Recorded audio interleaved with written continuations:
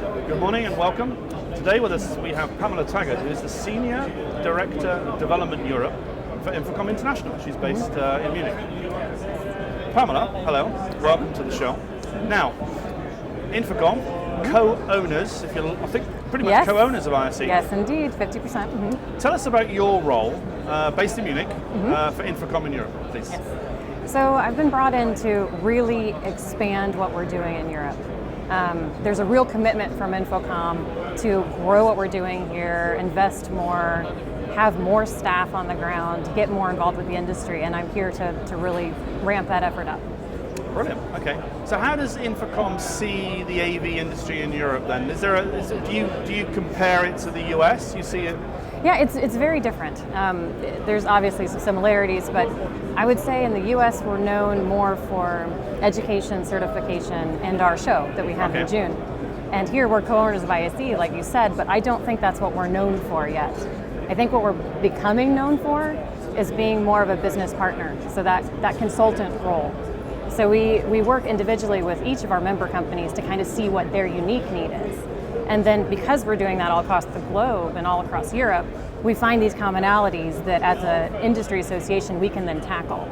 So I'd say Europe's a little different in our approach. Okay. So the role in Europe is completely different to the US, but you're trying to align them or trying to... No, we're really very okay with doing different things depending on the need. So in India, for instance, we're very focused on education.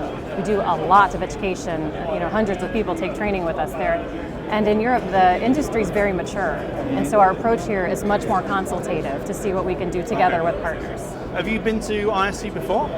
Every year since 2008, Every year since 2008. So you've seen it grow nicely. I have, yeah. To what it is now, 60,000 people or whatever. Yeah, it's amazing what the change in a very short amount of time. Yeah. We are. Okay. Now, InfoComm in Las Vegas this year? Yes. June? Yes, it That's is. not really your cup of tea so much now. You're focusing on Europe, I guess. We actually have a surprising number of folks come over for that. So I find I'm very busy with meetings at that show as well. I mean, not as much as ISE, but yeah, it stays very busy.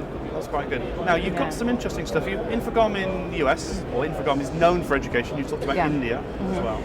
You're doing some professional development consulting stuff here. Tell us a little bit about that and how that works. Well, we wanted to kind of introduce what the value that we do bring to members, and that's hard to do in an elevator speech in 30 seconds on the booth. So instead we thought, let's offer up front something that we regularly do with members, but let's let folks know we do it.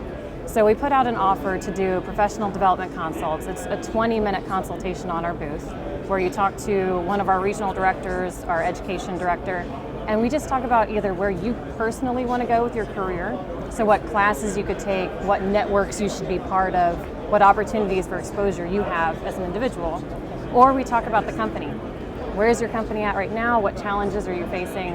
And what do we offer that aligns with that? Or who can we connect you with that might help you with that problem? Okay. So that's what we're doing on our booth. That sounds like a great initiative. That's a useful thing. And then similar perhaps, tell us a little bit of women in networking. That's relatively new. Yes. It is. We actually had our first Women of InfoComm event here at ISE last year. So we had a breakfast. WIN is Women of InfoComm. We call it WIN, yes. WIN, Women of InfoComm. And we're doing another breakfast here tomorrow morning at 7:30, and anyone's welcome.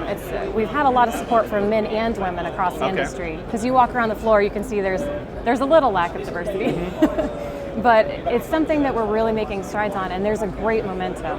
And this group it's a very supportive, great group of women and men. Jane Hammersley from TD Maverick and Sarah Joyce from Electrosonic head that up.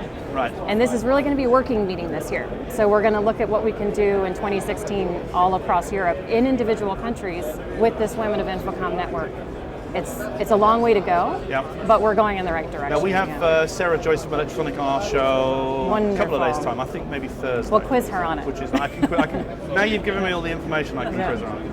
And we had Women in AV Wave, which has been going in the US for many years. 2008, I think, only started in Europe 2013. So that's competitive, or work together, or one's informal, one's not? How does it work? I'm more familiar with the group in the UK, just because that's my side of the world now. And that's a very friendly relationship, and we're working to bring it closer together. So we find their leadership is very open to talk, and Jane especially has been working on that. Okay. Is there one thing that the industry you think can do to encourage more women to come into AV or engineering, science, IT, whatever? Is there? I really think it's just introducing folks to the idea early. If you step foot on our show floor, the excitement's palpable.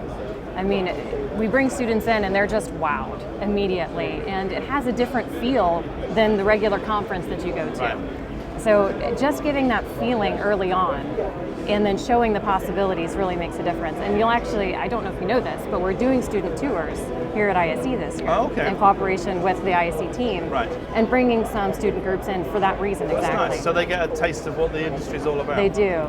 Yeah. And it'd be interesting to know, I mean, you want me to tell me maybe, but it'd be interesting to know what the mix male-female of those students Yeah, I'll know on Friday. Yeah. They are students, so it's always a little last minute. I've got a young girl who's 11 and she's interested in science and engineering.